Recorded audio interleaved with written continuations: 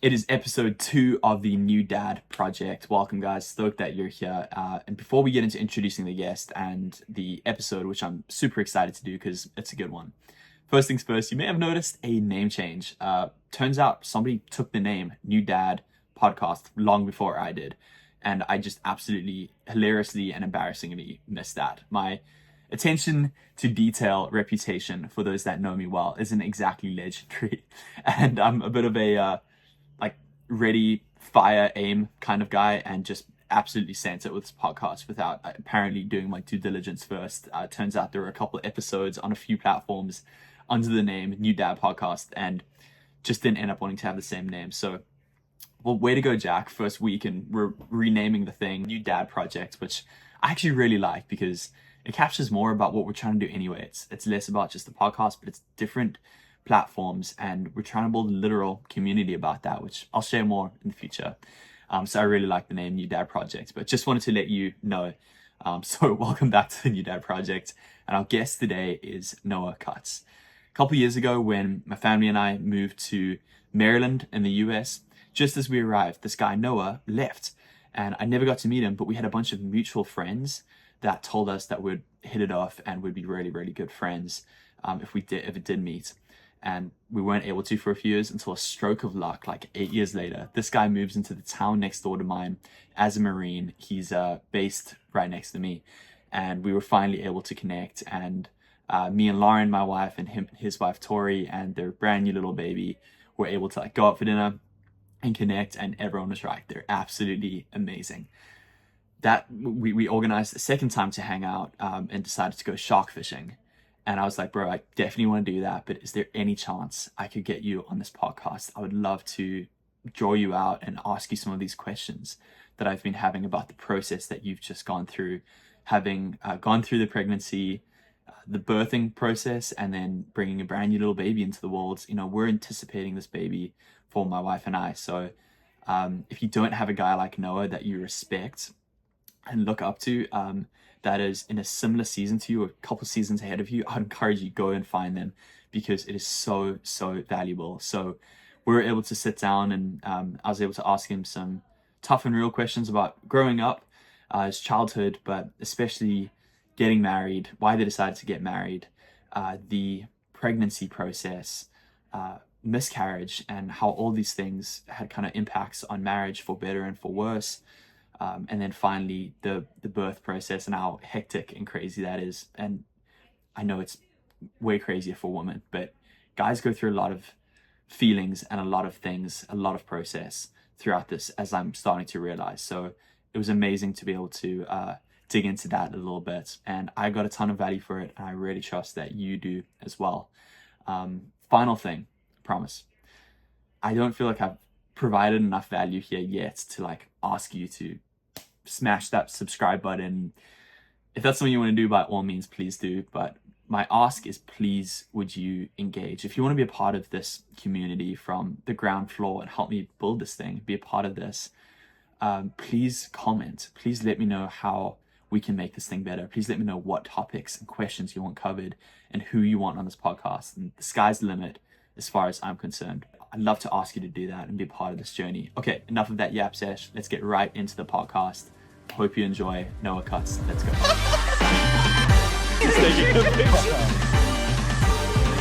podcast for young men in pursuit of being better men. We're asking dads and dudes from all walks of life the real questions to learn and grow together. Welcome to the New Dad Project.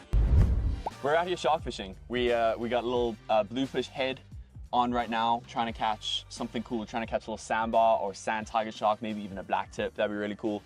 And I've got a little line out here trying to catch some more bait for the hook. So, you see that? Yeah. Is that a turtle? Oh my goodness. It's a good day to fish. It sure is. Noah, could you tell me your story, dude, as a son? What does that look like? So I remember very clearly from the time from when I could remember my dad sharing the gospel with me and basically just kind of raising me in the faith. I remember very clearly different times where I was kind of caught in a lie or something as a kid. Like I lied to him about something and got away with it, and I was like super distraught about it because I felt really bad that I lied to my dad. And I would like go and tell him I lied to you, and his response, I remember clearly on one occasion, was basically just lovingly correcting me, and then also saying like, hey, this is a good thing that you feel remorse for this and that you are coming to me for this. And so that's just an example of the kind of dad that I had who was like, he was discipling me in the right direction and also constantly present when I needed correction. He was there to correct me, but then also lovingly guide me in the right direction, which I think is a huge benefit for young men.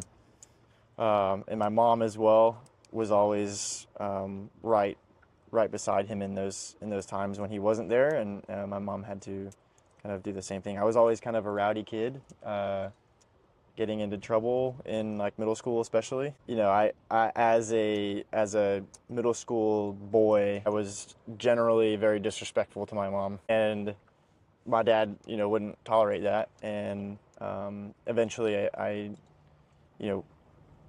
was corrected and discipled in the right direction to love my mom in the way that my dad loves her, and demonstrate the way that he demonstrates that for me. So I was able to kind of move out of that sort of period of disrespect, I guess. And then anyway, but really what it came down to was my dad setting the example of loving my mom, and basically just whatever my dad does as a son, I'm going to mimic him. And same thing probably for daughters and moms. And so so the way that my dad was talking to my mom, especially, demonstrating that he's not like talking back to her when she says something, or disrespecting her in a way that he speaks to her. And then likewise, my mom, in the way that she was respecting my dad and loving him in that way, was all very key for me to see, like, this is how you're supposed to treat your wife, and this is how your wife should treat you or her children. That's cool, man. That is a real blessing to have a dad who like models that. All right, tell me, how old are you? 24. How old were you when you got married? I was 22. Okay, so that's pretty young in our society to get married. Tell me why you wanted to get married. Well, I first of all was dating around in college and just kind of not fishing for the right one, I guess you could say. I like the way you put that. But then Tori came around and we met at church, and she was very clearly, like, after our first date, I was like, okay, she's the one. You knew on the first date she was the one? Absolutely. Was there a moment, or was it just a general feeling over the night? It was just like, after the date occurred and I was like driving back home, I remember thinking like all the conversations we had and everything, we just seemed so aligned on everything. And very, very similar. And then also just... Yo. So let it run. I don't think it's actually running though, is it? Yeah, it is. There's something that keeps tugging at it, but nothing's hooked. You know what I'm saying? I'd reel that thing in. I think you might have it. Oh, you can see it. Something on? Check it out. There's a shark, dude. Look at it. No ways. Look at the line. Oh my goodness. We got a shark. It's a little shark. What's up? Yeah. All right. Okay, so tell me about that date with Tori. Because every time we talk about it, we get a big shark on the line. See what happens here. I'll keep talking about this one date with Tori. Yeah, I mean, knew that she was the one after the first date. Kept dating. Our timeline, basically total dating engagement, I believe, was 9 months. After that. So wait, first date? So when you guys got engaged? First date to married. First date to married was 9 months? Yeah, I think so. So if I do it right. So you really didn't know? We started dating in November, got married in September, so yeah. Or like December to September. So yeah, okay, I guess. So what does that feel like to you? Because I knew pretty early on with Lauren as well that she was the one, but I wouldn't say it was first date. What does that feel like to go from somebody just being, I mean, how did you meet, first of all? You met at church? We met at church, yeah. How long did you guys get to know each other for before you like asked her out? Went on a date. It was probably like a month. We had been kind of like hanging out in groups and stuff. But I was already, so in my own personal life at that time, I was getting ready to begin my career in the Marine Corps, I was getting ready to move out of Arizona Yeah. to go to Quantico. And that was coming up pretty soon. And so I knew I wanted to get married just based on my family. My sister got married young. I knew that it's good to be married, and if you find the one, there's no reason why you shouldn't be married. And so that's just my personal kind of background. That all the stars kind of aligned in that way, and met Tori, and I was like, okay, she's definitely, at least I think after the first date, I was like, okay, she's 100% wife material. If she'll let me pursue her in that way.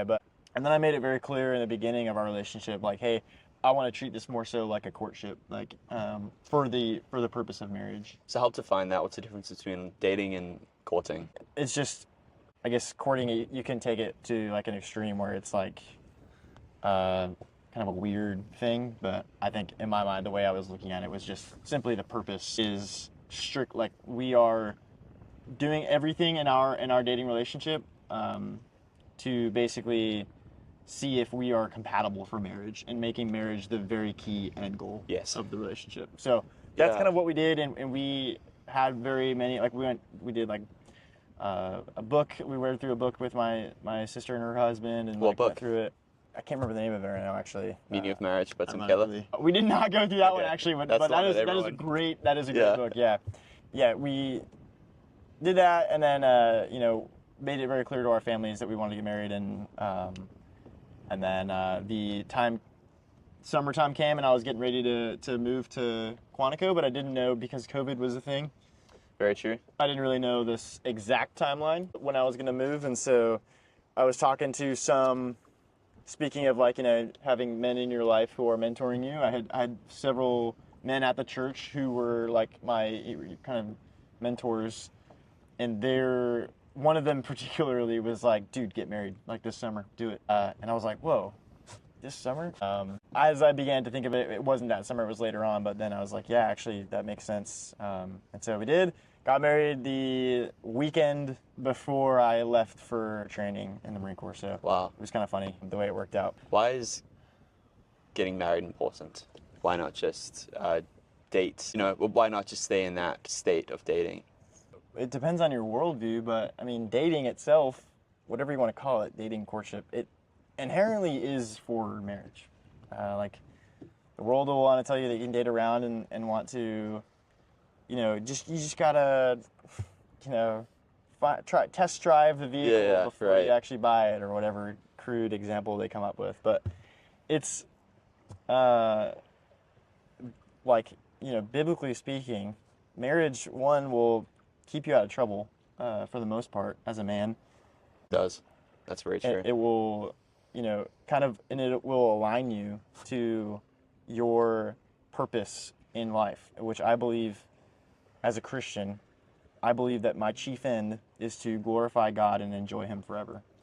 And I believe one of the ways that will help us in that way, and also glorify God by, having children and raising a family in the worship and admonition of the Lord, is starting with marriage. So if you find someone who's compatible for marriage and they are also keen to marry you, why would you not get married? And I agree. Essentially, why are you wasting your time just dating around all these people? I know, because in college that was kind of ended up being the thing, and that's when one of the mentors I had pulled me aside and was like, "What are you doing, man? Like, why are you dating around if you know that they're not compatible for marriage?" Yeah. What's the point? So how's marriage been so far? Wonderful. So when we first got married, that first year of marriage, people always say it's rough, really hard. Dude, people always say that. Yeah, but it was the best thing. Get out while you still can. Yeah. Kidding me, bro? It was amazing. It was so fun. Like, you're just hanging out with your best friend. So true. You enjoying each other's company and just hanging out. It's Yeah. really fun. In my particular, that first year in the Marine Corps, just had a lot of training, gone a lot in the field and doing things. So, and she also, for the first 3 months of our marriage, was finishing up college. So she still lived in Arizona and was gone. I'm gonna quickly get this thing in. Hey, if you're listening to this podcast, this has got to be a weird one. Right now, we're taking a fish off of a small hook and putting it onto a bigger hook. That must have been really difficult in a marriage, man. Like, dating with distance is one thing. Being married with distance, how was that? Yeah, it was definitely difficult at first. The first 3 months we were physically separated. She lived in Arizona, I lived in Virginia. Then she moved there, and then I was still gone quite a bit for training and whatnot. So it wasn't until 1 year after that, like I think I spent probably 7 or so months separated in our first year of marriage. And then after that, it became a little more normal. And then now just with the nature of the job for this next season of life with Lenora, our daughter, I'll probably be gone for another like 7 or 8 months total. Yeah, I want to circle back to the upcoming deployment because that's got to be a big thing in your world that you're considering. But let me ask you, man, tell me the story about little Nora, how she came into your life. Tell me about the moment that you found out you were going to be a dad. Yeah, so also a bit of an interesting one for us, also very common, but Tori's first pregnancy was a miscarriage. And that's super common. People just don't really talk about it because it's sometimes like moms. I understand completely. It's like there's almost this guilt that they have, which is completely normal, but also it's not their fault. But it unfortunately happens a lot. And so first pregnancy was amazing. We found out, and it was like the most incredible feeling. I remember I had a particularly terrible day at work for whatever reason, and I came home and she said she was pregnant, and it was like, whoa. And I was still fighting like my previous anger that I was dealing with, and then she told me, and so I was like, this is amazing. It puts stuff in perspective pretty quick, doesn't it? It does. Yeah. So yeah, after 8 weeks, she found out really early, and then after 8 weeks, unfortunately, we lost our first baby. How was that for you guys? Man, it's an experience unlike any other. It also very much depends on your worldview, but that is like, obviously for me, it's completely different than for her, but I never knew the amount of distress and pain it causes the mom as well. Really? And so seeing her go through that, and I mean, you essentially like, a lot of times what happens is you essentially have to like deliver what is there, the baby. And if the baby progresses along past 10 weeks, sometimes the mom, there is like, you can see it.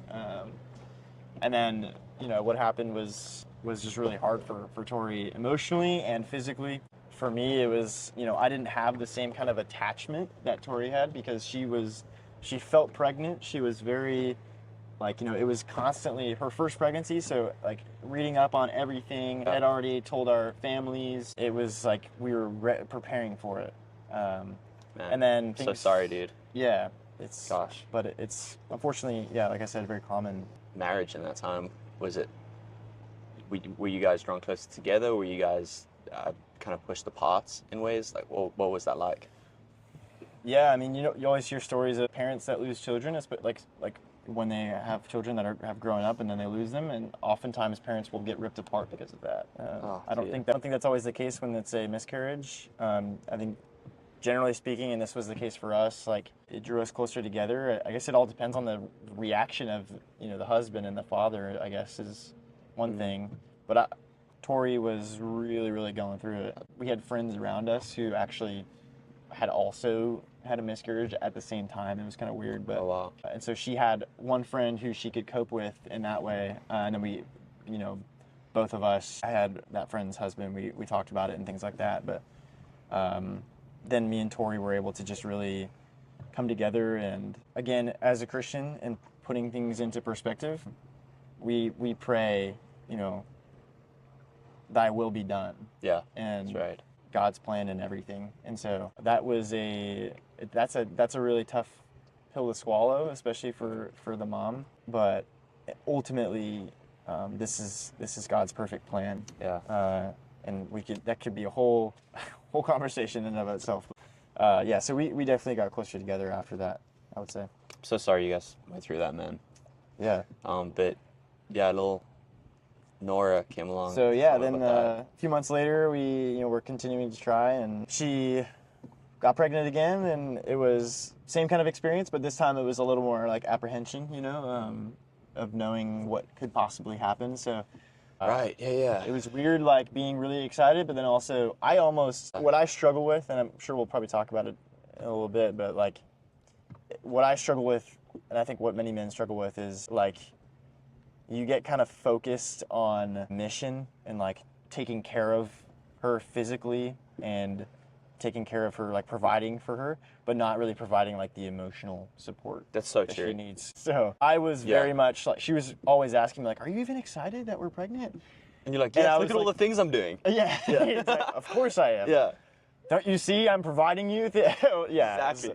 As I said. No, Yeah. and it was, I was definitely feeling like I don't want to become too excited about this because I know that it's very possible that we lose this baby as well. Man. Which is a weird thing. Yeah, it's a strange place to be in. You need to, I would say that's definitely one thing I did poorly was like, you need to allow yourself to be excited for this life. You can't be just like worried about losing something. Wow, dude. You know, I kind of did the same thing. Like, Lauren's 17 weeks and a healthy baby so far by God's kindness, but I definitely felt the same way going into it. Like, just a little nervous, you know, not wanting to get like almost too attached just in case. Yeah, exactly. Do you think that's common?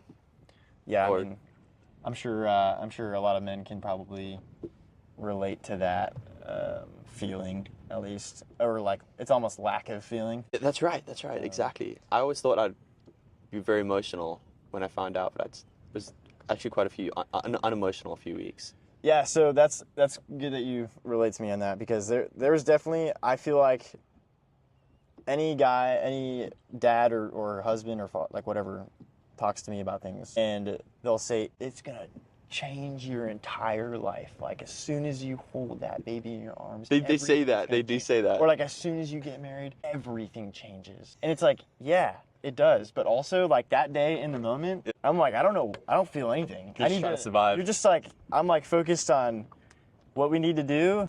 It's like, yeah, okay, we got married. Like we gotta exactly. we gotta focus on what's happening now. Like we gotta get on the plane. We gotta get out of here. So same thing with finding out we're pregnant. You know, like lacked kind of the emotional support for Tori there.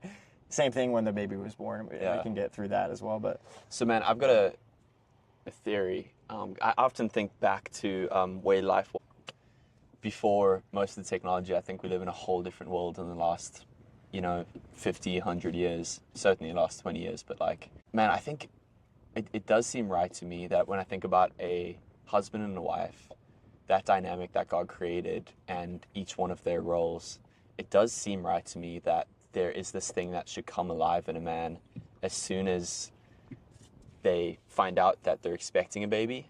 They've got that preparation time. And then when they have that baby, that something comes alive where they want to start preparing, because mom's got a very important job that we can never do of biologically, physically growing this child and then nurturing it, breastfeeding. Like there's an incredible situation there, but it's very vulnerable. A pregnant woman is very vulnerable. A new mother seems very vulnerable, and it does seem to me that it's like right for something to come alive in a man to like want to prepare. So I think that's a good thing. I'm curious if you feel like our lack of the emotional support, do you think that's because something has gone wrong along the way and we need to relearn that, but it's innate? Like, do you think we should develop, there should be an emotional connection and emotional support that we should be offering that we're just not, and we've lost it along the way because of society, because of something other? Or do you think that we just don't naturally have that and every man just needs to learn how to do that for the sake of his wife and I guess for his own mental and personal health as well? Do you know what I'm asking? I Does do. that make sense? Yep. Like, what's your theory? What's your thought on why men kind of typically share that feeling of a logistical, practical urgency, but a lack of emotional support? Like we actually really struggle with that in life. yeah, I think that's just kind of how men are hardwired, and every guy is different. I know, like, I think a good reaction for men to have is like almost like a stoic acceptance of reality and focusing on what needs to happen. And that is hardwired into your brain and in your chemistry for a reason, which is why in Ephesians 6, Paul directs husbands to love their wives, wives to respect their husbands. Because inherently, women and wives in general are much more prone to love and demonstrate love and admiration and empathy for their husband, and husbands are naturally inclined to like show respect and provide, but either one of them needs to focus on the other thing, where men need to focus on loving and caring for their wives, as well as wives need to focus on how they can respect their husbands. So yeah, I think it's a pretty natural occurrence for dudes, and I don't think it's like it's a broken thing. I think it's a good reaction. I think so too. But I think that at the same time, you do need to focus on how you can provide for your wife emotionally, because that is a huge part of it. Completely. So with Nora, how is that with you guys? Your marriage up until that point, what was it like leading up to the birth of the baby, and then what were the first few weeks and months like? And I know you're actually only right there. It's, you know, how old is Nora? Yeah, she's I think she's 10 weeks now. So yeah, you guys are a few months in. Like, tell me how it's been so far. Yeah, man, it is truly an incredible experience. A wonderful thing. I don't know if I've really like changed a lot. You know, like some people say they changed quite a bit, but maybe my wife would say something different. But yeah, within our marriage, those last few months, and I was also gone for the last training, and then also I came back though, and she went to 42 weeks, which is 2 weeks past like the due date, which is pretty long. It's kind of the max that you can go till the baby was born. So kind of a crazy experience there. But yeah, so I was here for the last 4 weeks of her pregnancy, but before that I was gone for a few months. And that brought us closer together. Always being apart inherently like brings us closer together emotionally, and it does. And so when I came back, we were like just so ready to have this baby, and then it was just a waiting game, like, you know, from 38 weeks to 42 weeks, just like waiting for this baby to come. And it was fun, you know. It was definitely like very frustrating for her. It's just feeling super pregnant. Yes, super pregnant, just like so uncomfortable all the time. And also understanding for me, like everybody, this is what I will say, people prepared me for, was just like, hey man, like she's just going to be really upset about a lot of things, and you just got to like accept it and understand that she's very uncomfortable. It's like, got it. And then I got home and it was like, totally, And I would never know what it's like to be 9 months pregnant and waiting for this baby to come out. And so there's definitely like testing of some patience there, and like between us, and, you know, as a couple, you need to be able to work through conflict, and conflict definitely arises in those times. But then it all comes together when the baby is, when she starts going into labor, and it's like, you know, action time. And it's like, dad is there for emotional support for her, give her water, food, like squeeze her hips, whatever. Like, you're there to help her, and that brings you both really close together as she's working through labor. And she had kind of a crazy experience, but eventually, you know, the baby is born, and I feel like a lot of times, unfortunately, when the baby is born, especially like in hospitals, there can be something that's like could potentially be wrong with the baby, and when that thing happens, everybody in the hospital wants to make sure that everything's okay, and it becomes very stressful all of a sudden. Interesting. When it probably wouldn't have to be that way, but it's good. Like they want to take care of the baby. We originally were planning on having a home birth or a birth at a birthing center, but that's a different story. But had to go to the hospital, and the baby was born, and they were worried about her jaundice levels, which if you don't know what that is, you'll learn about it. Yeah, I don't know. But jaundice is basically just a condition they have if they have too much meconium in the uterus, or whatever. I'm probably saying this all wrong. I think I got it, but anyway, everybody in the hospital was freaked out. The baby was born, she had the baby, and 5 different people came in immediately, rushed onto the baby, and they were like counting down. They were like 2 minutes, 1 minute, and it was like, what are you guys doing? And everybody was freaking out, and Tori was like, whoa, what's going on? And then after whatever 2 minutes, it was like, okay, baby's good. What? But, so for that, that's so intense, dude. Does that happen all the time? I think it does, actually, and I think it, like what we were going for the birth experience for Tori was something very peaceful and calm, and although she's going through labor, like it can be a very peaceful environment. But I think at a hospital, just generally speaking, it is not always this way. I'm not saying if you work at a hospital, I'm sorry, like this is not what I'm saying. I'm not anti-hospitals at all. But generally speaking, it can be a little more stressful because you're in this like brightly lit room with like 6 different people around you, and like everyone's doing something, and then if the baby comes out, and they were not telling me what was going on, and so they're just, everyone's around the baby, and they're like wiping the baby down and like checking her and all these things. They're like, we might have to take her to the NICU, and I was like, okay, hold on, like, you look at me right now and tell me what's going on. Like, you're not moving the baby anywhere until you tell me. And so I was like in the zone, and Tori just had to, she's just, oh my gosh, like, what's going on? So I was ready to like fight someone to like, if I needed to, because the baby, it looked like the baby was fine, but they weren't telling me what was wrong with exactly it. And then after 3 minutes or whatever, the baby was fine. So anyway, that's just an example of where I was like focused on the moment and not being like emotionally, like, because Tori was super happy, like, oh, my baby is here, and I was like, I was not happy whatsoever. I was like, or emotionally attached to that. But then after everything calmed down, you hold the baby looks into your eyes for the first time, and I will say that was a moment where I was like, I was pretty captivated. Wow. Just when she looked up into my face, and like, babies can't actually see that far anyway, so it's not like she's actually really looking at you, but when you meet her eyes and you see that and she's looking into your face, it is a very special moment, and I definitely felt that, like, emotionally. So, is there anything you wish you knew going into that whole labor process? Like, what would you tell your, like, a week before you went into that might have helped you?